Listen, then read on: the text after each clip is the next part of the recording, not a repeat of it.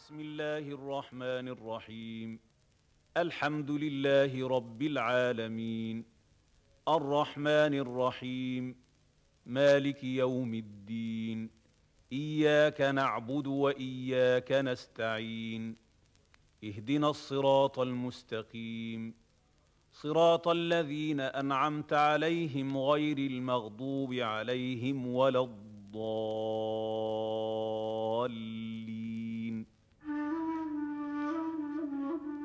Au nom du Dieu compatissant et miséricordieux, louange à Dieu, Seigneur de l'univers, le compatissant et le miséricordieux, souverain du jour du jugement. Toi seul nous adorons, de toi seul nous implorons l'assistance. Guide-nous dans le droit chemin, le chemin de ceux que tu as comblés de bienfaits, non celui de ceux qui encourent ta colère, ni celui des égarés.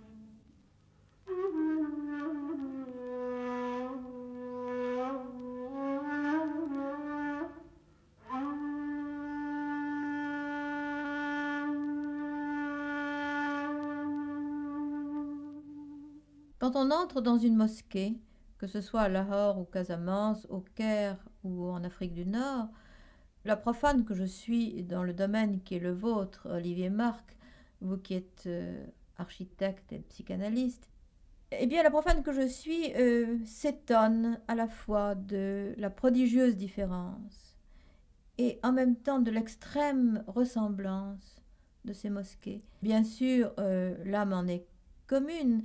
Pourriez-vous nous expliquer comment ces ressemblances l'emportent sur les différences ? Il me semble qu'il faut faire là appel à la considérable homogénéité spirituelle, si je puis dire, de l'islam. En fait, il y a à travers toutes ces variantes de formes une identité d'esprit considérable dans l'islam. On ne voit pas dans l'architecture musulmane de différence, ou tout du moins dans l'architecture religieuse musulmane, de différence aussi considérable qu'entre une église pré-romane et une cathédrale gothique. Cette différence considérable marque une transformation dans la religion chrétienne qui va de l'esprit, de l'âme vers le social et le collectif, qui va vers une extériorisation qui ne s'est jamais manifestée dans l'islam. L'islam a gardé sa disponibilité face à la toute-puissance divine dans une ouverture, une réceptivité qui se manifeste à travers toute l'architecture musulmane. Oui, il y a bien sûr un certain nombre de constantes, dont la principale est sans doute la direction de la prière, puisque toutes les mosquées sont orientées vers la Mecque. Voilà, il y a effectivement des constantes d'orientation. L'orientation de l'homme par rapport à l'univers prend une part considérable dans l'islam. Elle existe d'ailleurs dans toutes les traditions, mais elle est particulièrement forte là. Il y a une constante d'une attitude de réceptivité et de protection, c'est-à-dire un aspect matriciel et féminin qui sera propre à toutes les manifestations religieuses de l'islam. Que ce soit en Inde, en Iran, en Afghanistan, en Syrie, en Jordanie, au Maroc, en Tunisie, et même en Afrique noire, on retrouve l'intensité de cet aspect matriciel, disponible, ouvert et protecteur de la mosquée. Le Coran est la mère du livre, et la Mecque est la mère des villes. Il y a l'idée d'ombilique comme l'omphalos de Delphes, enfin le centre du monde, et la Kaaba est vraiment ainsi un centre. La Kaaba est le centre, comme vous le dites, ombilique, est le centre de rayonnement de l'islam. Il semble passionnant de s'arrêter un instant sur la signification symbolique de la Kaaba et sur son universalité.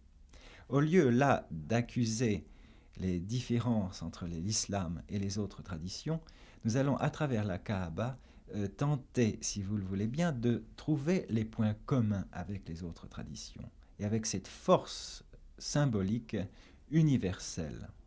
La Kaaba est un cube noir dans un cercle blanc.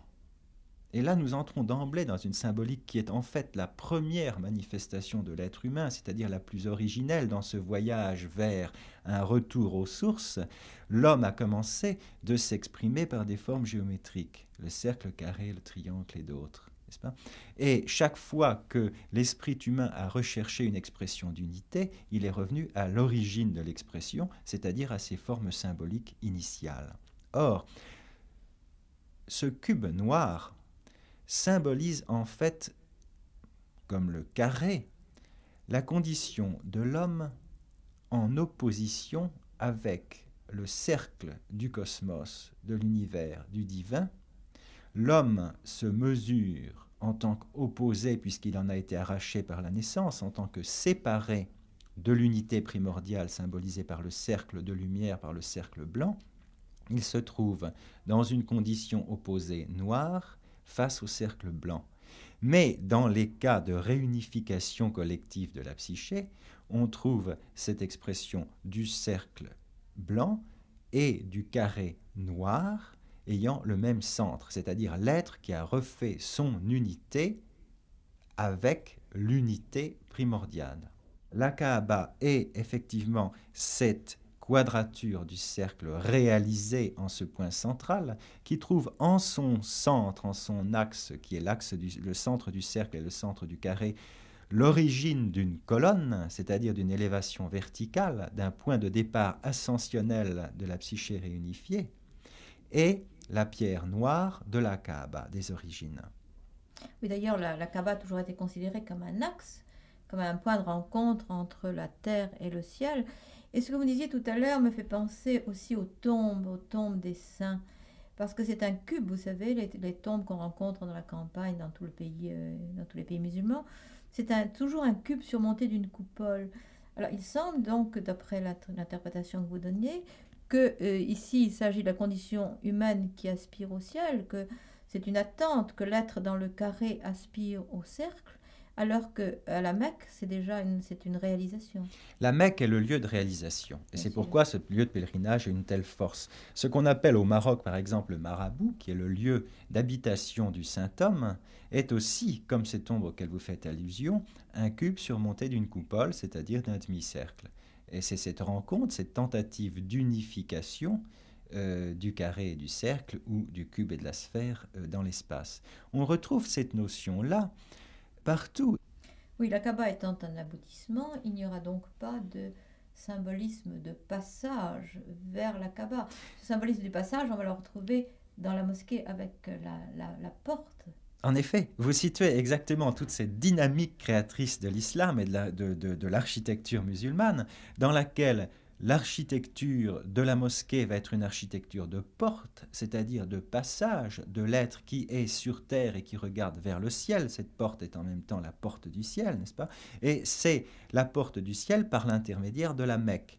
Autrement dit, l'architecture musulmane de porte fait converger toutes ces portes vers le mihrab, qui est la porte symbolique, la porte sacrée, la porte par laquelle le corps ne passe pas, mais qui mène l'esprit vers la Kaaba de la Mecque. Et là, à la Kaaba même, il n'y a plus de porte, puisque l'être s'y trouve dans la situation d'unification. Il y a l'élément ascensionnel de la réunion du corps et de l'esprit, ou de la matière et de l'esprit. Du corps et de l'âme, ou de la matière et de l'esprit. Le mihrab est d'ailleurs une porte vide, bien sûr, puisque, comme vous le savez, la théologie musulmane est essentiellement une théologie négative, c'est-à-dire qu'on ne peut rien finalement dire de Dieu, on débouche vers quelque chose d'absolument transcendant. Enfin, derrière cette porte, qui est une direction, puisque c'est elle qui indique l'orientation de la prière, la Qibla, cette porte est en somme absolument vide. Rappelez-vous par exemple cette merveilleuse mosquée de Sultan Hassan, avec ses différents niveaux de portes. On pense au mystère antique avec le franchissement de portes successives, des portes qui sont à des niveaux différents, vous rappelez-vous, il y a la porte qui donne sur la rue, puis un passage, puis une porte un peu plus haute, et puis une autre porte, et finalement on arrive à ce mihrab qui donne la direction de la Kaaba. Et alors on trouve là, à travers cette symbolique de la porte, la notion du franchissement.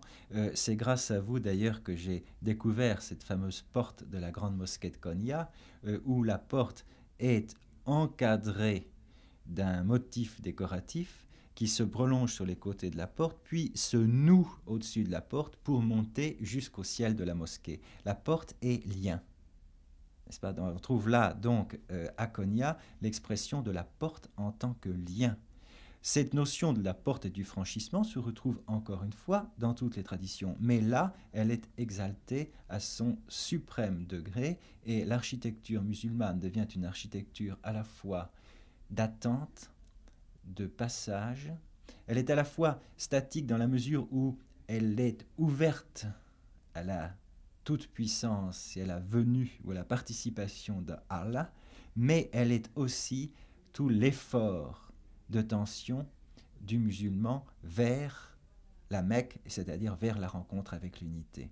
Ce qui domine la mosquée par son volume, son espace, c'est la coupole et la cour, c'est-à-dire deux principes, l'un protecteur, féminin, c'est le Dieu protecteur, et la réceptivité féminine du fidèle face à ce Dieu protecteur, n'est-ce pas, tout-puissant. Et en contrepartie, l'élément érectionnel, érigé, est le minaret qui exprime toute la tension vers le ciel, toute l'aspiration au ciel. C'est ce qu'on retrouve sous une autre forme dans la flèche de nos cathédrales. Mais il semble que dans l'islam, il y a quelquefois un très grand nombre de minarets dans une mosquée, mais la proportion et le volume du minaret est toujours inférieur à la dimension de la coupole et de la cour. C'est-à-dire que le principe ascensionnel qui va vers est moins important que le principe qui attend et reçoit. Vous savez que quand on prie, enfin, on ouvre les mains. Voilà. On ouvre les mains pour recevoir la grâce comme une pluie. Et je pense que ce symbolisme va même au-delà d'une architecture sacrée, puisque la maison musulmane elle-même est fermée au monde extérieur pour s'ouvrir vers le ciel par le patio avec son miroir d'eau. Exactement. En réalité, ce qu'on trouve au plan collectif et religieux le plus pur dans l'expression de la mosquée se retrouve au niveau de la maison, c'est-à-dire de la cellule familiale, où l'image type qu'on pourrait se faire de la maison musulmane, bien que ce ne soit pas absolu, est une maison fermée sur le dehors, comme vous le disiez, ouverte sur un patio qui est le lien, justement, cette vasque qui relie, qui fait pénétrer le ciel et l'univers dans la maison et au cœur de la maison, et au centre en général de ce patio se trouve une fontaine qui unit le principe de vie du jaillissement de la fontaine, un principe fécondant, à la coupe, la vasque, qui reçoit cette eau du jaillissement, unissant ainsi le masculin et le féminin, et la pièce d'eau servant aussi de miroir, de reflet du ciel. Alors on trouve là cette union des principes masculins et féminins dans une unité, dans une situation de réceptivité, dans une attente de la descente du ciel. Et ceci au centre de la maison. C'est vraiment l'expression de la vie et de l'unité au centre du foyer. D'ailleurs, cette idée de centre, on le retrouve aussi dans le jardin. Dans le jardin islamique. Vous savez, mon maître Louis Massignon a beaucoup parlé du symbolisme des jardins. Et il remarquait d'une manière très pertinente combien l'art des jardins reflète une culture.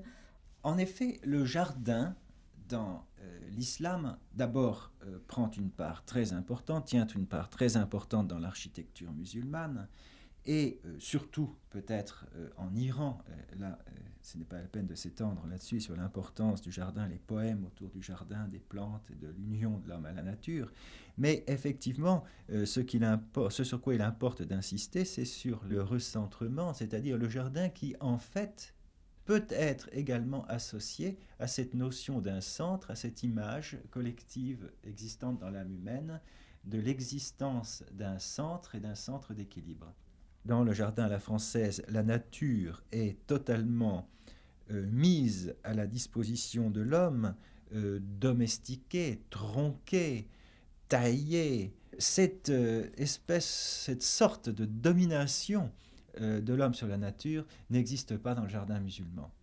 Et ce qui est merveilleux dans les jardins des mosquées comme dans les jardins des propriétés, dans les jardins des palais de l'islam, c'est que finalement il y a toujours un peu de mauvaises herbes qui poussent parmi les bonnes herbes, il y a toujours des fleurs qui ne sont pas taillées alors qu'elles auraient dû l'être. Au printemps, dans les jardins marocains, les coquelicots sauvages poussent parmi les roses. Ce respect, cette considération de la nature a quelque chose qui reflète un respect de la nature et un souci d'union de l'homme à la nature à travers le jardin qui est tout à fait remarquable et particulier à l'islam. Le jardin, en fait, et son point d'eau au centre, se trouve aussi dans les autres traditions. C'est le cloître des abbayes chrétiennes. Le cloître était en fait une image du paradis, c'est-à-dire de la nature, avec en son centre généralement non pas une fontaine mais un puits, c'est-à-dire l'élément qui permet en creusant dans la terre, c'est-à-dire en entrant en soi, d'aller chercher au fond l'eau de la vie et de la faire ressurgir. C'est aussi ce que suggère la pièce d'eau et la fontaine au milieu du jardin musulman.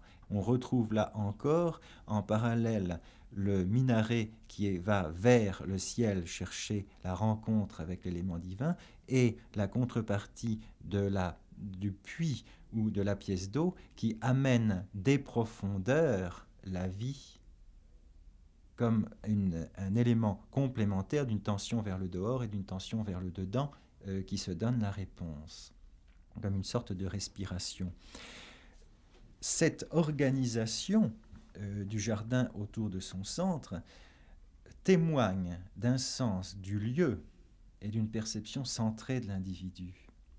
Cette perception centrée se trouve tout particulièrement manifestée dans l'islam avec le tapis de prière. Et le tapis de prière, il me semble-t-il, pourrait être défini comme la plus complète, la plus totale et la plus parfaite des architectures, comme le germe même, comme l'embryon même de toute architecture.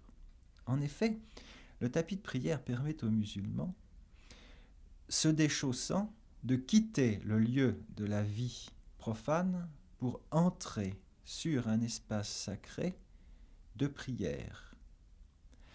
Du fait que le tapis est orienté vers la Mecque, elle oriente le musulman qui va prier par rapport à l'univers.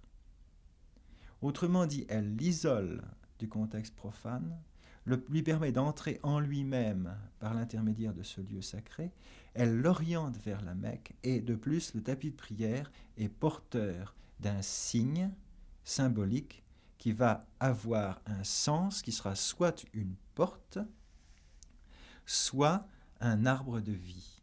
Soit même, cette porte et cet arbre de vie sont réduits à l'expression d'un motif géométrique qui va donner et compléter le sens de cet espace architectural. L'homme qui prie va entrer non seulement dans un espace sacré, mais dans un temps sacré.